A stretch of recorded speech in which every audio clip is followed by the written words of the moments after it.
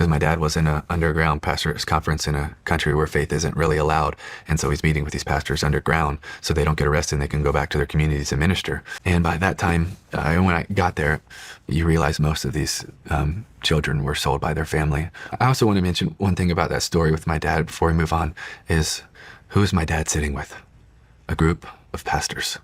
Tim Tebow recently sat down with Shawn and just exposed some dark things that happen all over this world every single day, right under our noses, that many people ignore. So in today's video, we are going to take a look at this story that Tim Tebow shares, as well as Tim Tebow calling out Christians in certain aspects that we need to do better at. And so with that being said, let's take a look at this conversation and this very dark story. MVPs, you want to help the most vulnerable. You have that. There's a lot of vulnerable people out there in a lot of different ways. And so how do you know which direction? It's a really good question. A lot of times I would try to figure that out. A lot of time in prayer, discernment, wise counsel. But one of the ways that we would talk about it is that we try to gain clarity is what has God pricked your heart for? And what has God opened your eyes to? And if so, he's probably saying, go meet that need. I love that. I mean, what has God pricked your heart to and opened your eyes to? For me personally, the thing that God has pricked my heart to and opened my eyes to is really the homeless, and just caring for them and being the hands and feet of Christ in that, and just providing water for them and food for them and talking with them about Christ, sharing the gospel with them, praying for them, just loving on them. Because sadly, guys, homeless people are viewed as kind of the scum of the earth. They're spit on, they're mocked at, they're cursed at. And don't get me wrong, there's been times when I've done street evangelism and I've been ministering to a homeless person, and I've actually had a gentleman drive by, stop at a stop sign at a bench I'm sitting at with the homeless guy, talking to him, and spit at me and the homeless guy. That has happened before. And I asked him kindly, hey, mind helping my friend here? And their help was spitting on us. So the Lord has pricked my heart and opened my eyes to the homeless. And I just have a passion for that. And I my heart hurts for them. And so let's let Tim Tebow continue to kind of flesh this out. So he pricked my heart and opened my eyes to meet Sherwin in the Philippines, the boy with his feet on backwards. And I believe he was saying it. I'm letting you see him, and I'm letting you feel for him because I want you to care for him. And then along the way, it was more orphans and special needs and throwaways. And then a couple years later from that, it led into the fight against trafficking and exploitation. Now, Tim Tebow is going to get into a story specifically surrounding trafficking that is just absolute darkness, but it's something that we can't continue to ignore. We can't keep acting like these things are not happening. It's easy when we live in the West here in America, but guys, this is happening even here in America, but globally. Because my dad was in an underground pastors conference in a country where faith isn't really allowed. And so he's meeting with these pastors underground so they don't get arrested and they can go back to their communities and minister. And in that underground location, men came in with 4 little girls and started to auction off these 4 little girls to all of the men that are in this place. And one of the reasons why my dad's one of my greatest heroes and role models, he just can't look the other way. And he didn't have a 7-step plan of what to do. He didn't have a plan of action, a strategic thought. He just was, no. Those girls are priceless to God. I got to do whatever I can. He took out all the money in his wallet, which was $1,250 for the rest of his trip and to get home. And he purchased the freedom of those 4 girls. Tim Tebow is going to go into some more details about this, but that hurt my heart listening to this story. 4 little girls being auctioned off as if they're animals. And thank the Lord for Tim Tebow's dad and for just stepping up and purchasing them and saving those 4 little girls. But guys, sadly, there's so many more out there that aren't getting saved, aren't getting rescued, that are being completely used and abused and neglected and treated like they're just nothing when they actually are so valuable. They're so valuable. And he called me afterwards and I said, "Hey, Dad, how's the trip going? How you doing?" And he said, "I'm doing okay." I was like, "What are you up to?" And he said, I, I just purchased the freedom of 4 girls." I'm like, what are you talking about, Dad?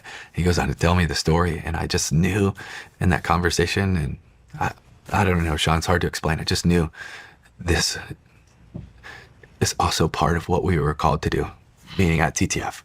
And not long after I got to fly to that location, you show up and you're thinking all these thoughts like, oh, this is like Taken and Liam Neeson, and this is cartels, and it's, crime families and all of this. And by that time, we even had more kids. Now, Tebow's going to share something that people don't expect, but it's something that is very common when it comes to kids being trafficked and who's the one trafficking these kids.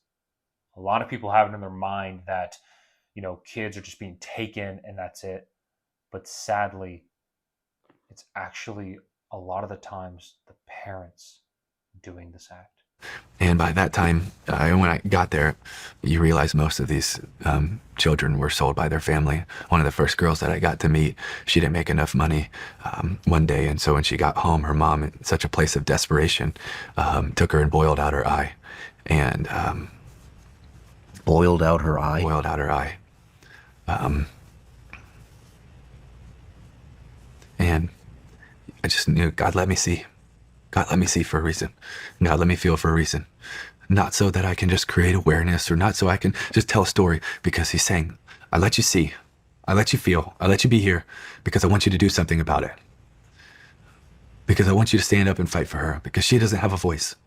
And all of these other boys and girls, they don't have a voice and no one's standing for them. Will you?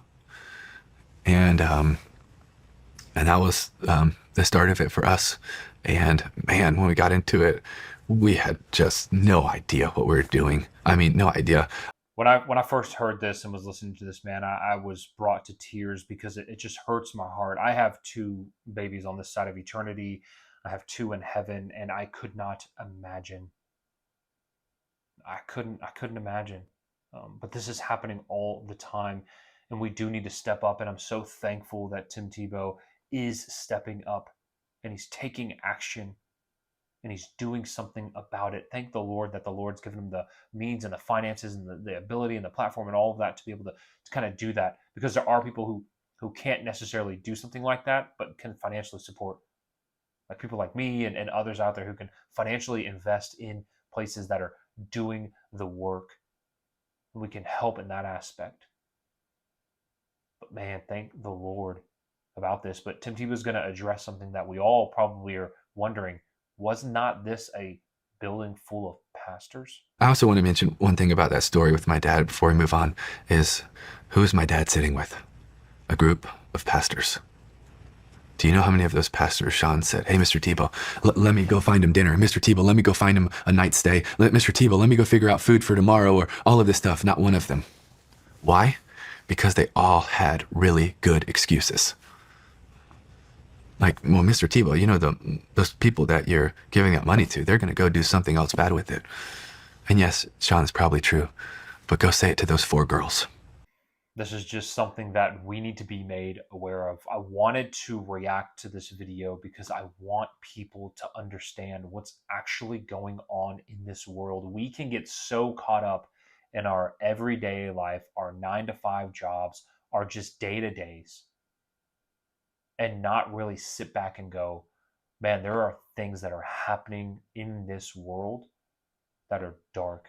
If this was my child, if this was my family member, what would I do? Go to the ends of the earth to try and rescue them and save them from these animals, these pigs of individuals who treat these children like they're dirt. This is darkness, guys. This is sin. And yes, do I get joy knowing that the wrath of God will one day consume those people? Absolutely. It will consume them for the heinous things they have done. I'm also reminded those people who are committing those heinous, disturbing, gross sins can also be saved. And that does happen. and they can be born again and welcomed into the kingdom of heaven, even after committing those disgusting crimes against children. That's what's offensive about Christianity and Christ. But guys, vengeance is the Lord's. Remember that. But let's actually be the hands and feet of Christ and do what we can to save children, to work with, help the homeless, to just be there for those in need. What is pure religion?